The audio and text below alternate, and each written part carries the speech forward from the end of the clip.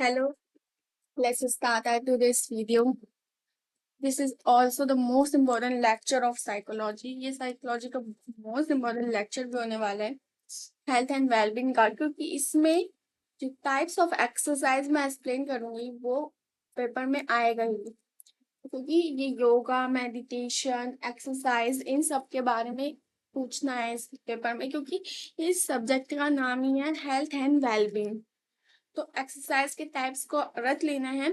Exercise के majorly 5 types होते हैं। Isotonic exercise, isotonic exercise, isotonic exercise, isokinetic exercise, aerobic exercise, anaerobic exercise, isometric exercise. So first of all, we have to learn the diagram, how to draw it, and I will explain both Hindi and English medium. So don't worry about anything. Aerobic exercise. Aerobic exercises classified as aerobic include jogging. Aerobic exercise वो exercise होते हैं जिसमें हम jogging करते हैं, dance, मतलब aerobic इसमें हमारी पूरी फुल बॉडी मूवमेंट होता है। डांस हम करते हैं तो हमारी पूरी बॉडी हिलती है, फुल बॉडी मूवमेंट होता है। ये तो नहीं देखा हमने कि कोई हाथ हाथ से डांस कर रहा है, हाथ हिला के कर रहा है, पैर हिला के कर रहा है, ऐसा नहीं होता, पॉसिबल नहीं है। तो aerobic exercise is also known as full body movement. तो एरोबिक एक्सरसाइज में जॉगिंग करते हैं तो पूरी body jogging, dancing, cycling, swimming, skimming. Skimming का मतलब होता है रस्सी टप्पा, होता नहीं, जंप करना होता है, स्किमिंग कहते हैं। स्किमिंग, शिपिंग रोप, ये वो स्किपिंग रोप होता है, स्विमिंग, और ये स्विमिंग है, सॉरी, SWIMMING स्विमिंग है, ध्यान नहीं दिया। एक और स्पोर्ट भी होता है ऐसा जिसका वो स्विमिंग होता है, कुछ वो अलग होता है, पैराग्लाइडिंग में जाके होता है वो, सॉरी। तो ये स्विमिंग में भी पूरी बॉडी फुल मूवमेंट होता है, स्किपिंग रोप में भी होता है, sorry, it's nothing, just like a confusion, so don't worry about any confusion. और ये जो एक्सरसाइज एक्टिविटीज होती है फिजिकली डिमांड करते हैं इंक्रीज, पता है हम स्विमिंग करते हैं ना, आप लोगों को पता है जो लोग स्विमर्स होते हैं तो उनकी जो ऑक्सीजन इनटेक लेवल होता है वो बहुत इंक्रीज होता है। और ऐसे ही जॉगिंग में भी होता है, डांसिंग में भी होता है, साइकिलिंग जो लोग करते हैं, साइकिल रेस वगैरह होती है उसमें भी ये सब होता है, स्किपिंग रोप में भी होता है। तो ये 4 to 5 नेम से आप लर्न कर लीजिए इस नेम्स को। और इसमें रेस्पिरेटरी हेल्थ भी अच्छी रहती है, इम्प्रूव होता है cardio respiratory health. Cardio respiratory health मैंने पहले की यूनिट में एक्सप्लेन किया हुआ है, मैं यहाँ पे बता देती हूँ शॉर्ट में।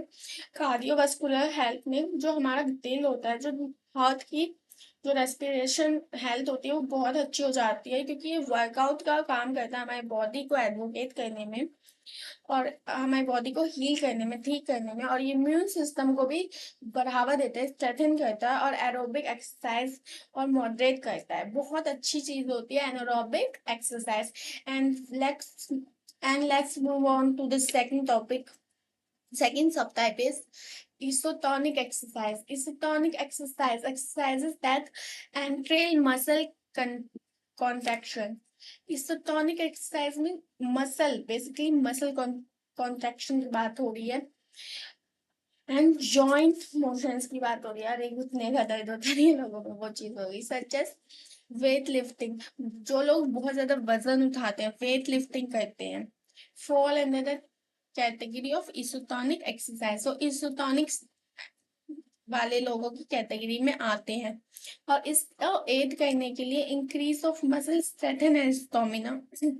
This type of training is not only increase muscle strength but also aids the keeping a healthy body appearance.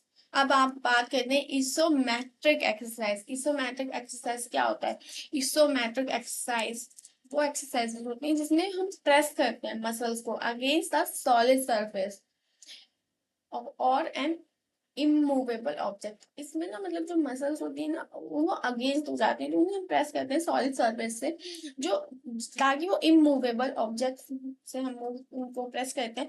और इसमें जो इंडिविजुअल होता है वो इंक्रीज उसका बढ़ जाता है, स्ट्रेंथ बढ़ जाती है उसकी मस्कुलर कॉन्ट्रेक्शंस की ड्यूरिंग इसोमेट्रिक ट्रेनिंग। और इसमें जो बॉडी होती है वो मूव नहीं करती है एक्सरसाइज के लिए और पुश नहीं करती होती against the wall at consist development muscles strengthen. और ये एंट्रेल करती है मस्कुलर कंट्रैक्शंस।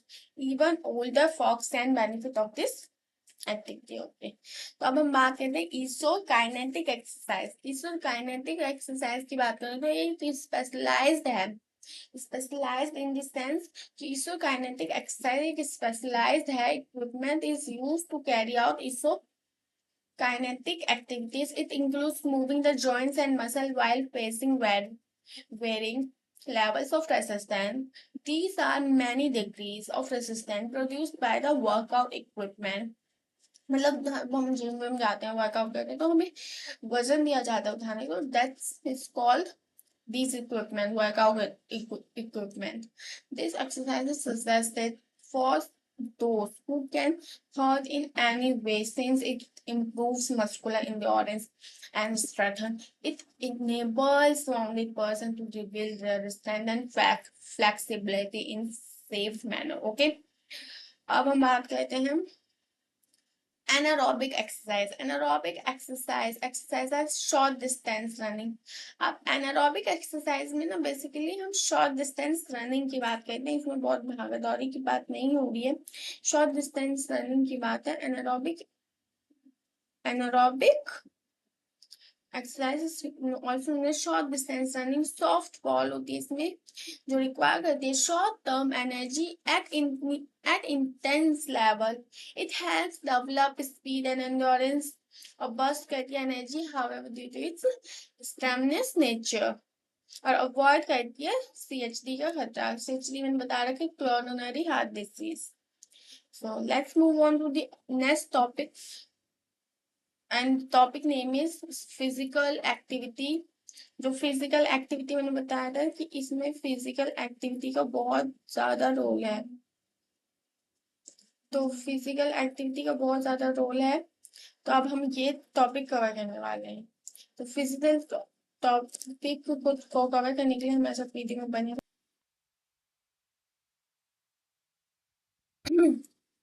फिजिकल एक्टिविटीज में आता है फिजियोलॉजिकल बेनिफिट्स। तो अब हम फिजियोलॉजिकल बेनिफिट्स की बात करें तो physiological advantages of engaging in regular exercises.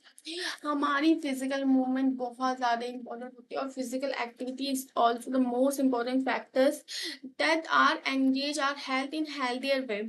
तो मतलब हमारी हेल्थ को अच्छा बनाने के लिए ये होती है, तो ये रेगुलरली बेसिस पे हमें करनी चाहिए, हमें रोजमर्रा की दिनचर्या में करनी चाहिए, जिसमें शामिल है decrease chance of developing a number of illness, जिससे हमें बीमारियां नहीं होंगी, डिक्रीज होगा chance of number of illness and element as well as enhancement to flexibility. और इससे हमें फ्लेक्सिबिलिटी, हमारे अंदर फ्लेक्सिबिलिटी बढ़ेगी। फ्लेक्सिबिलिटी का मतलब होता है लचीलापन जो होता है। फिजिकल वेलनेस होगी हमारी, हमारी शारीरिक शारीरिक मतलब हमें लाभ होगा। ओवरऑल हैप्पीनेस, हम खुश भी रहेंगे। However some of the benefits of physical activity, इसके नीचे हम बहुत सारे बेनिफिट्स भी समझेंगे जो हमारी बॉडी से रिलेटेड है। हमारा दिल कहते नहीं हेल्थ एक्सरसाइज से हमारी बॉडी अच्छी होती है तो हमें ऑर्गेन्स को भी अच्छा महसूस होता है, तो हमारे हार्ट की हेल्थ अच्छी होती है। तो कार्डियोवास्कुलर हेल्थ की मैं बात करूँ तो कार्डियोलॉजिस्ट पता है कौन होता है? कार्डियोलॉजिस्ट जो हार्ट के डॉक्टर होते हैं, जिन्हों स्पेशलाइज डॉक्टर होते हैं, जैसे किडनी का नेफ्रोलॉजिस्ट होता है, आई का ऑप्थेल्मोलॉजिस्ट होता है, वैसे ही कार्डियोलॉजिस्ट होता है वो हार्ट का होता है। तो जो कार्डियोलॉजिस्ट होता है टू दे एडवाइस एक्सरसाइज, वो ना आजकल जो कार्डियोलॉजिस्ट है एडवाइस करते हैं कि एक्सरसाइज जो है वो एक स्ट्रेटेजी है, वो एक बहुत बड़ा एक पहलू है जो लोअर इनकम कह सकता है, risk of heart disease. Heart disease में बहुत बड़े बड़े रिस्क होते हैं, just like heart attack. It has been shown that those who engage in more physical activity, और ऐसा देखा गया है कि जो लोग बहुत ज्यादा फिजिकल एक्टिविटी में एंगेज रहते हैं उनको बहुत कम लोअर खतरा होता है कोरोनरी हार्ट डिसीज का। Majority of research shows that lower intensity exercise, CHD आ जाता है, तो इसका मैं हाईलाइट कर देती हूँ। लोअर इंटेंसिटी किसमें होती है? एक्सरसाइज का नाम CHD। However, a small number of them also showed some benefits from strenuous exercise. William Thomson William Thomson ने कहा था 2014 में। विलियम्स एंड थॉम्सन दो अलग अलग पर्सनैलिटीज हैं।